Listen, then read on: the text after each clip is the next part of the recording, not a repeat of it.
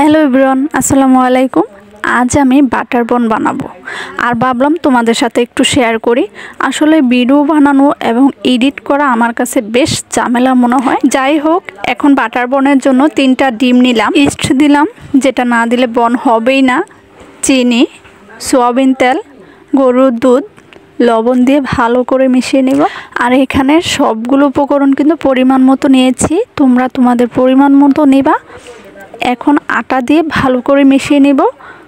তো যাই হোক, হাত না লাগালে হবে না, হাত দিয়ে মেশাতে হবে, তাহলে সুন্দর হবে আটার ডোটা। দেখতেই পাচ্ছ হাতে লেগে গেছে, আর হাতে যাতে না লাগে সেজন্য আমি একটু সয়াবিন তেল দিয়ে নিলাম। তো আমার আটার ডোটা কমপ্লিট। এখন 2 ঘন্টার জন্য রেস্টে রেখে দিব। তো উপর থেকে ভালো করে ডেকে দিতে হবে এবং একটা গরম জায়গায় রাখতে হবে যাতে করে সুন্দর করে ফুলে ওঠে।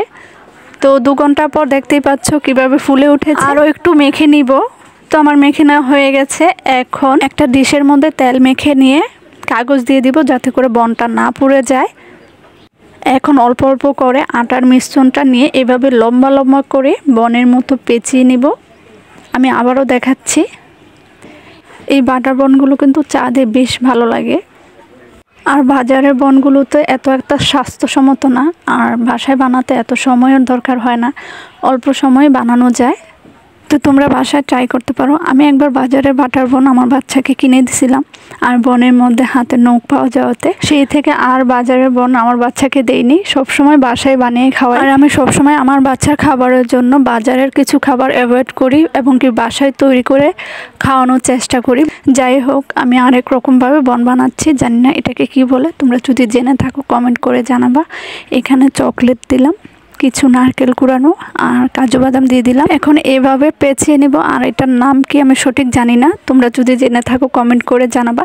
তো আমার কমপ্লিট হয়ে গেল বন বানানো। বনের উপরে ডিমের কুসুম ব্রাশ করে দিব, তারপর উপর থেকে শুকনো নারকেল কুড়ানো দিয়ে দিব। সাদা তেলটা আমার নেই, সেজন্য এটা দিয়ে চালিয়ে নিচ্ছি। দেখতেই পাচ্ছ বন্ধুরা কত সুন্দর দেখা যাচ্ছে। এখন আমি 30 মিনিটের জন্য ওভেনে দিয়ে দিব।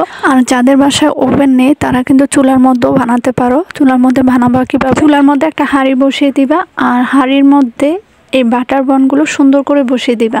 উপর থেকে ঢাকনা দিয়ে ঢেকে দিবা।